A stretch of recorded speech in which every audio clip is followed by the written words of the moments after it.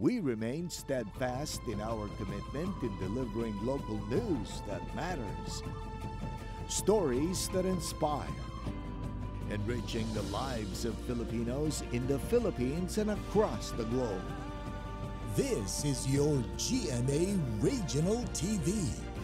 Buong puso para sa Pilipino. Ito ang Mornings with GMA Regional TV.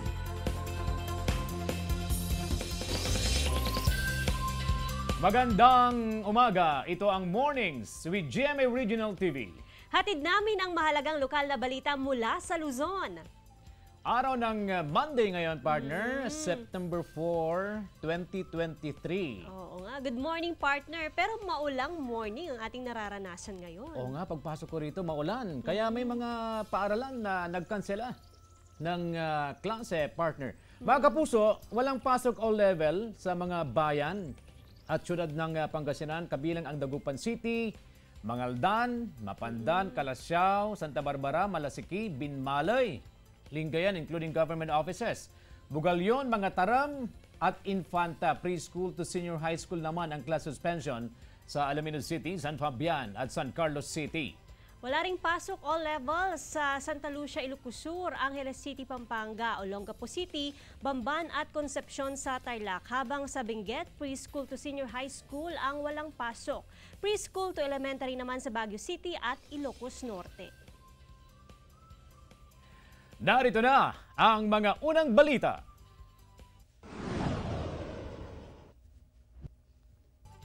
Mga kapuso, halos walang tigil ang pagulan sa malaking bahagi ng Hilaga at Gitnang Luzon nitong weekend.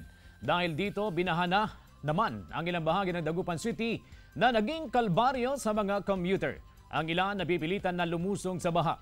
Nakamonitor ang CDRRMO sa mga flood-prone area dahil bukod sa ulan at high tide, may mga tubig pang bumababa mula sa upland.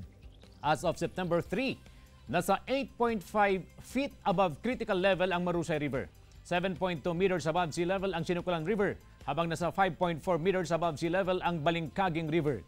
Naka-alerto rin ang PDRRMO at iba pang ahensya ng gobyerno sa banta ng landslide at flash flood.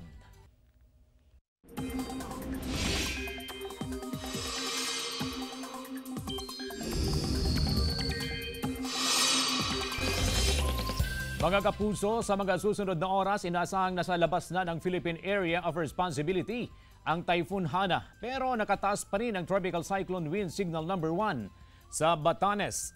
Asahan ang malalakas na ulan na may pagbugso ng hangin sa mga susunod na oras sa Batanes. Matapos maglandfall ang bagyong Hana sa southern Taiwan, namataan ng pag-asa ang mata ng bagyo sa Kaohsiung City, Taiwan.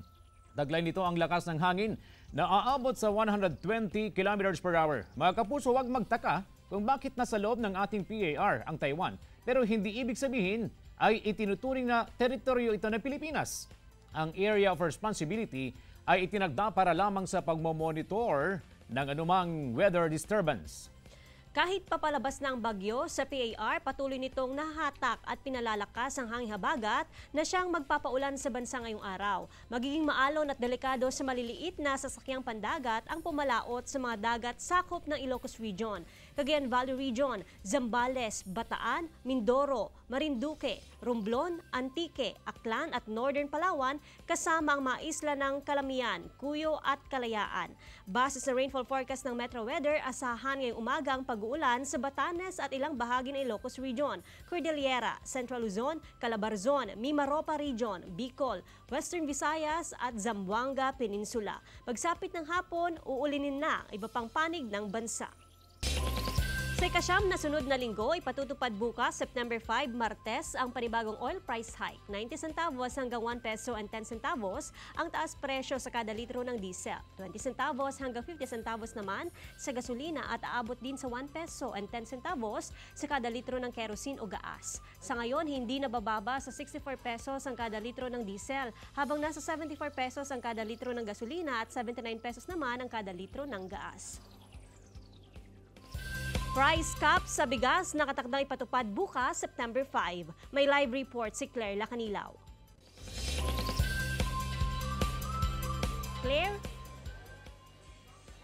Good morning, Joanne. Good morning, mga kapuso. Epektibo na nga bukas, September 5, ang Executive Number 39 na mandato o kautusan ng Pangulong Bongbong Marcos Jr. ang ipatutupad na price ceiling sa bigas aabot sa 41 pesos ang regular milled rice habang 45 pesos naman ang ipatutupad sa presyo ng kada kilo ng well-milled rice. At nandito tayo ngayon sa pamilihang bayan ng Kalasyaw, Pangasinan at aabot sa 50 hanggang 55 pesos ang kada kilo ng bigas. At aalamin natin ang reaksyon ng ilang rice retailers dito sa pamilihan. Sir, good morning and welcome to Mornings with GMA Regional TV. Ano po yung pangalan po nila, sir? Ako po si Ernesto Alfonso, isa ring rice retailer dito sa bayan ng Kalasyaw.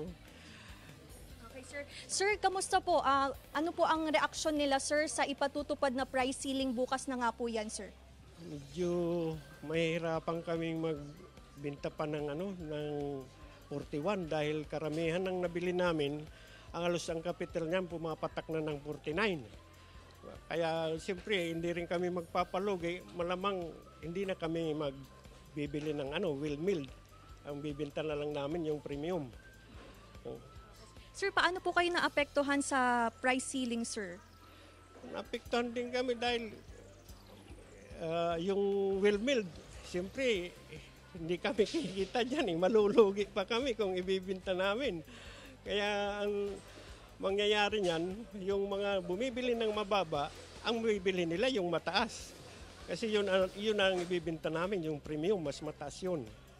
So, okay, sir. Sir, ano po yung panawagan nila, sir, sa yun nga po, ipatutupad na price ceiling? Bukas na nga po yan, September 5. Sana bigyan nila kami ng bigas na medyo mababa sa 41 ng kunti para maibenta namin yung gusto nilang presyo.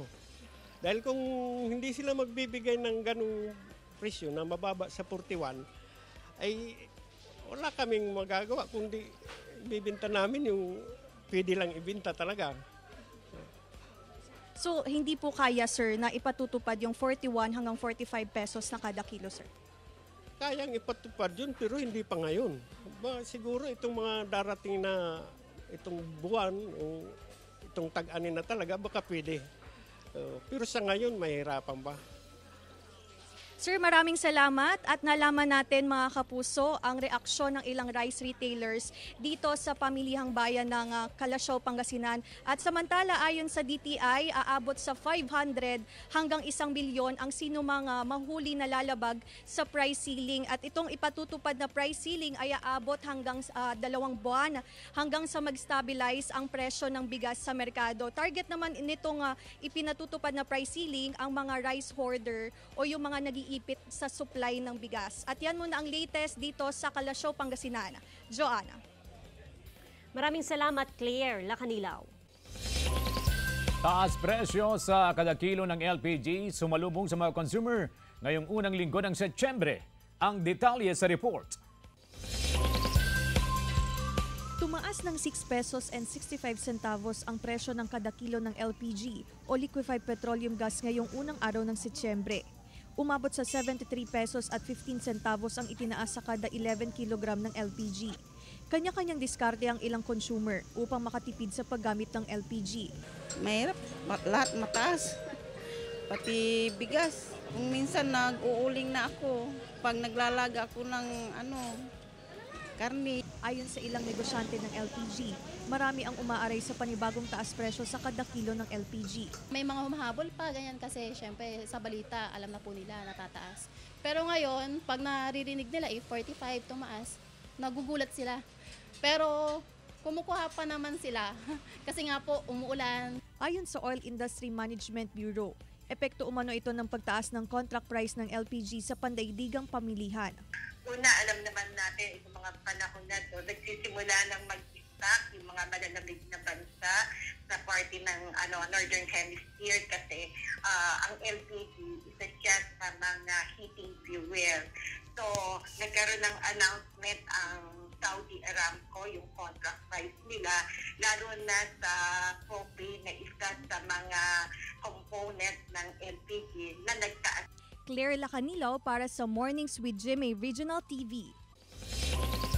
Nasira ang bahagi ng dalawang tulay sa bayan ng Gataran at Santo Niño dahil sa malakas na ragasan ng tubig. Kita sa amateur video ang gumuhong malaking bahagi ng tulay sa Santo Niño. Habang ang tulay sa Gataran naman sa Cagayan, hindi madaanan ng malalaking sasakyan. Samantala, kinordonan na ang maraming silid-aralan sa Licerio Antiporda Senior National High School sa Bugay matapos masira ng bagyong Guring na sinabayan pa ng pagtama ng umano'y buhawi. Natanggalan ng bubong at pinto ang ilang silid. Sa unang linggo ng Burr months, ramdam agad ang malamig na klima sa Baguio City. Makapal na hamog ang sumalubong sa mga residente at turista sa iba't ibang lugar. Para sa ilan, tila indikasyon na ito ng malamig na simoy ng Kapaskuhan.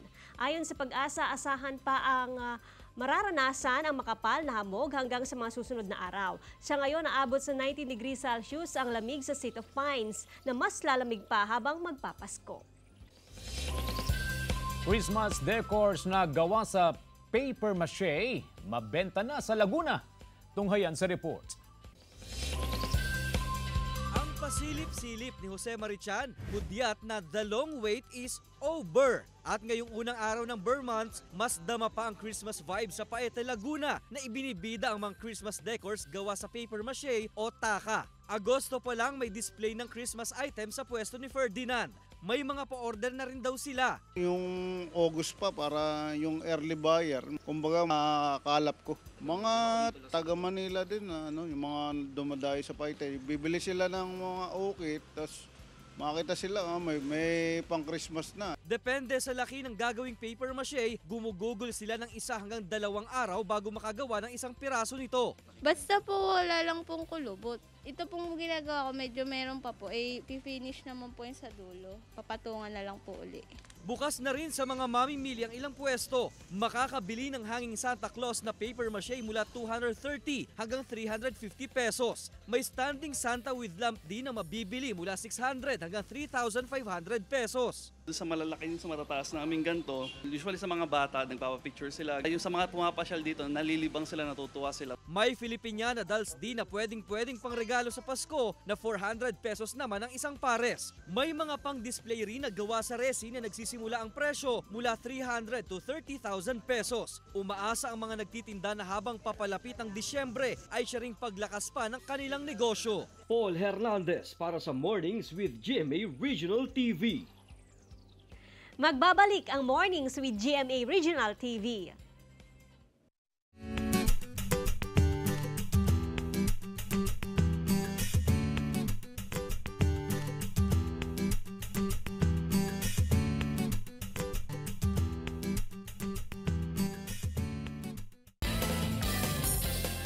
Ito ang Mornings with GMA Regional TV.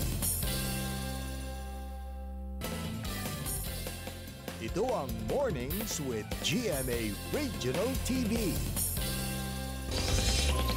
Sa puntong ito, mga kapuso, alamin naman natin ang sitwasyon sa ilang paaralan sa Ilocos Sur.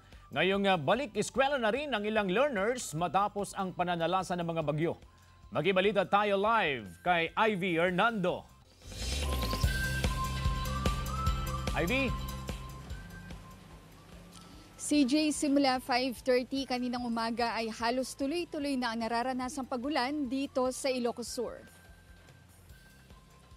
Bunsod ng nararanasang sama ng panahon, nauna nang nagdeklara ng suspension of classes sa lahat ng antas sa pribado at pampublikong eskwelahan ang bayan ng Santa Lucia mula sa social media post ng lokal na pamahalaan. Kaninang alas 6 din ng umaga, sinuspindi ng Vice-Alkalde ng Vigan City ang klase sa lahat rin ng antas, private at public schools sa lungsod. Sa post ng Vigan DepEd Division, suspendido ang in-person classes pero maaring ipatupad ang ibang alternative na delivery modalities gaya ng modular learning upang hindi maantala ang pag-aaral ng mga estudyante. Samantala, nagsiuwian naman ang mga estudyanteng ito sa Ilocos Sur National High School, ang pinakamalaking sekundarya sa lalawigan kung saan nagpapatupad ng shifting of classes dahil sa dami ng estudyante. Alas 6 ang pasok ng mga estudyante kanina pero pinauwi din dulot ng nararanasang pagulan. Wala umanong naging malinaw na deklarasyon ng suspension of classes kaya hiling ng mga nakausap na magulang at estudyante na magdeklara ng mas maaga upang hindi sila mahirapan sa pagpasok. Patuloy pang kinukunan ng pahayag ang Ilocos Sur DepEd Division Office.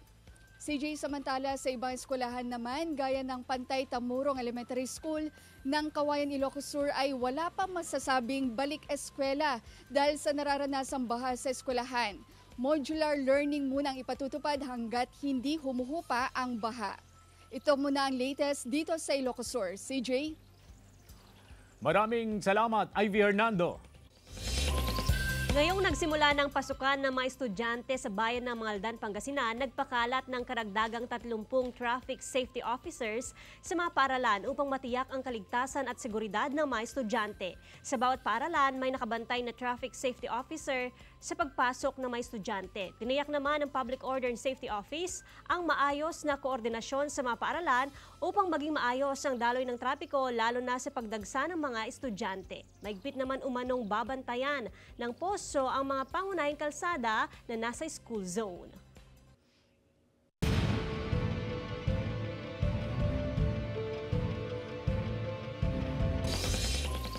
Sa huling araw ng filing ng Certificate of Candidacy ng Barangay at SK Elections 2023, may ilan pa ring humabol na mga aspirants sa Dagupan City.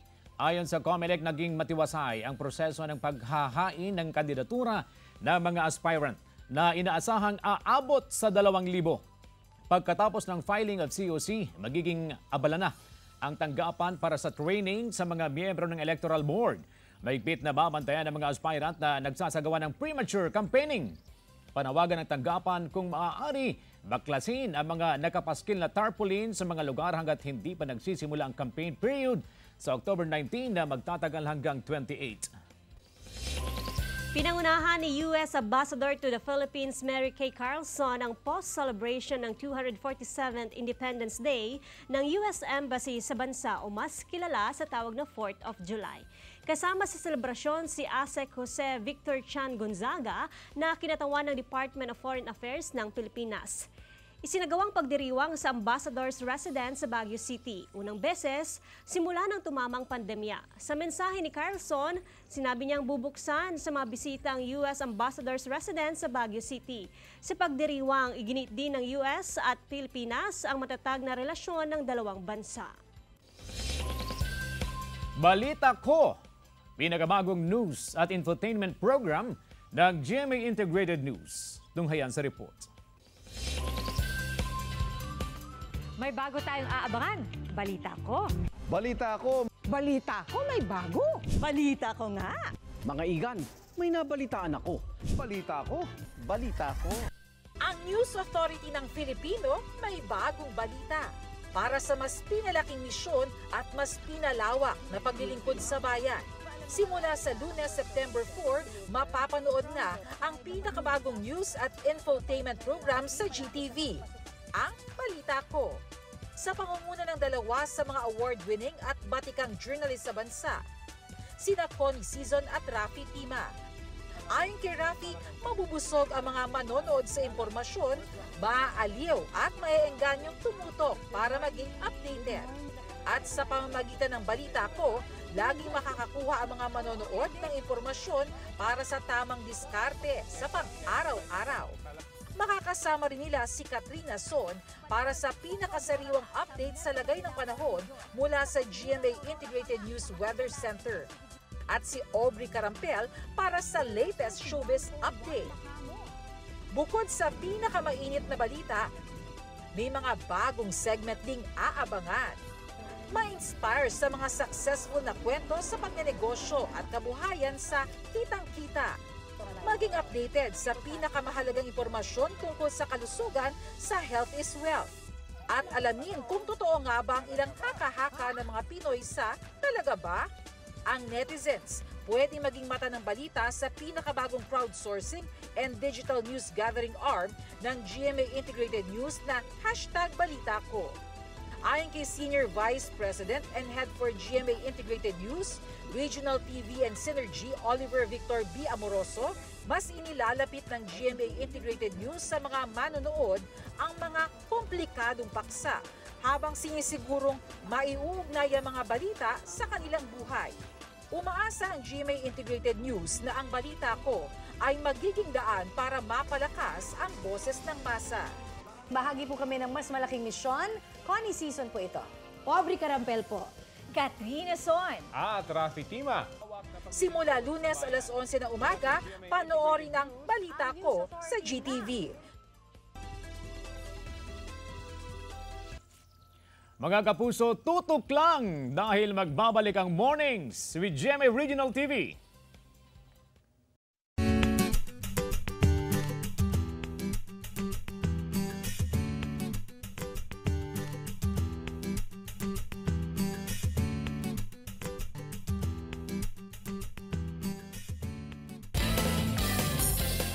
Ito ang Mornings with GMA Regional TV.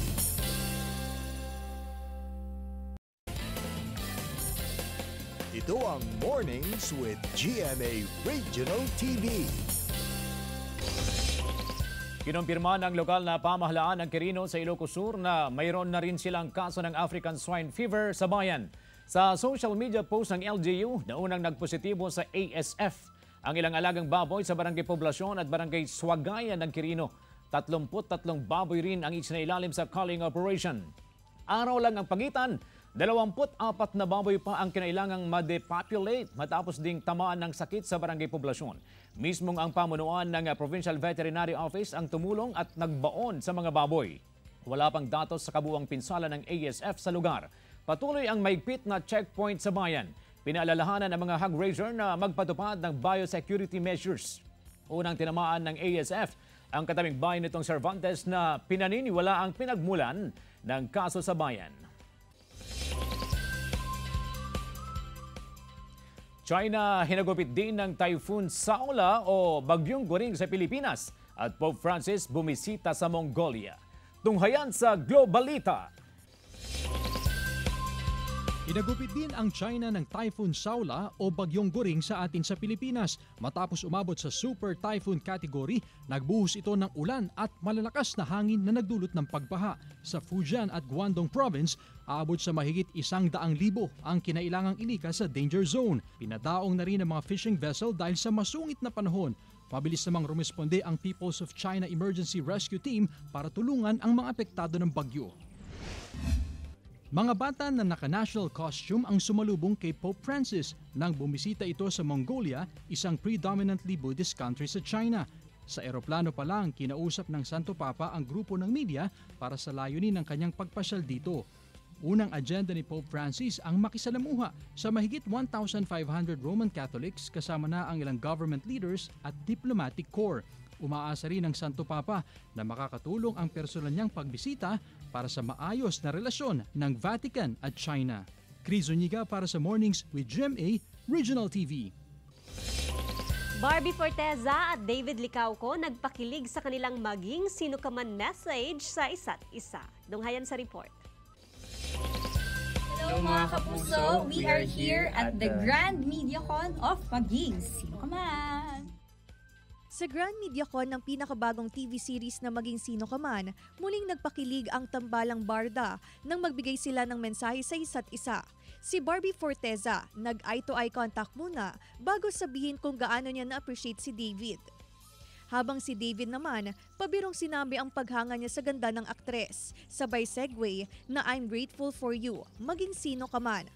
Kasamang star-studded cast na sina Miss Jean Garcia, E.R. Ejercito at Jeric Raval, mapapanood ang limited GMA TV series ngayong Setyembre. Sa kanyang social media post, kinagiliwan ng marami ang anak ni Andy Eigenman na si Lilo. Matapos ipamalas ang husay nito sa surfing sa edad na 4, habang tinuturuan ng kanyang ama na si Filmar Alipayo na isang surfing champ. Ipinakilala rin ni Andy ang surfing crew daw ni Lilo, ang mga batang surfer din mula rin sa Siargao. Ibinahagi rin ni Andy na ito ang kanyang childhood dream, isang masaya at simpleng buhay sa tabing dagat. Claire Lacanilaw para sa Mornings with GMA Regional TV. Mga kapuso, gagawin naming mas inspiring ang inyong morning dahil oras na para sa ating #MorningPills.